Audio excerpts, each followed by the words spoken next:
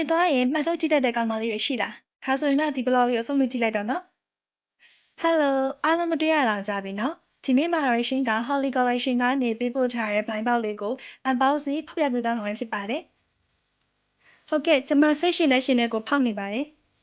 ။ဒီ Cellular Mirror ဘိုင်းပေါက်လေးရလေမိန်းကလေးတွေအတွက်တစ်ခုလောက်တော့ရှိသင့်တယ်လို့ထင်နေသိလား။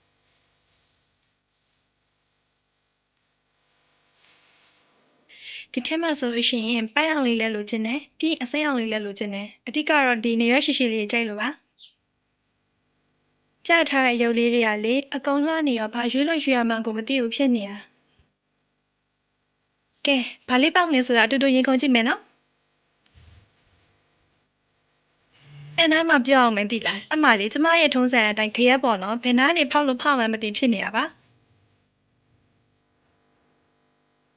ဟောသူနောက်ဆုံးတော့ရှာတွေ့သွားပါပြီ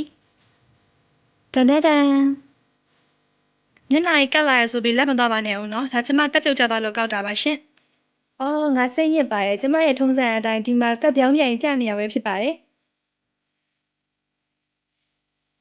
ဘာလေးပေါက်လဲဆိုတော့အရန်ကိုရင်ခုန်နေပါပြီရှင်အဲ့ဒီမှာကျမရေသိတာကိုချစ်ရင်လိုချင်တာပေါက်စီဆိုပြီးစိတ်ထဲကနေမှန်းလိုက်တယ်ကျမလိုချင်တာလေးပေါက်သွားပါရဲ့ကျမလိုချင်တဲ့နေရွက်ရှိရှိနဲ့အကောင်လေးရောက်သွားပါပြီအစိမ်းအောင်လေးကလေအမနုခပ်ဖို့အန်နေရကြည့်အောင်အရန်လှ quality ကိုလည်းတစ်ချက် show ကြည့်လာအောင် share ပဲဒီချိန်နေနဲ့ပဲသုံးမလားမှန်လေးပဲကြည့်မလားနှစ်ခုစလုံးကတော့အရန်ကိုအဆင်ပြေသွားပါပဲရှင်ဒါလေးကတော့ကိုယ့်အကိုကြည့်ပြီးအရန်ကိုကျင်းနေနေရကျမပါ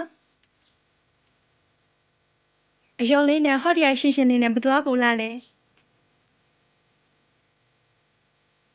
အဲ့ကောင်လေးကလေအနက်ကတော့မရှိဘူးရှင်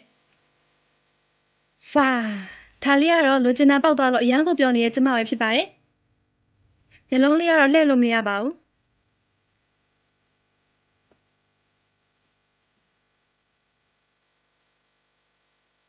ဗီဒီယိုလေးကိုအဆုံးထိကြည့်ပြီးလို့ကျေးဇူးပါရှင်ဘာအော် wait တခုပြောဖို့ကြံသွားလို့နော်ဒီလိုချစ်စရာကောင်းတဲ့ blind box လေးတွေကိုမှာယူခြင်းနဲ့ဆိုရင်တော့ပြထားတဲ့ Holly Collection မှာမှာယူလို့ရပါတယ်ရှင်အားလုံးပဲဘိုင်ဘိုင်ပါ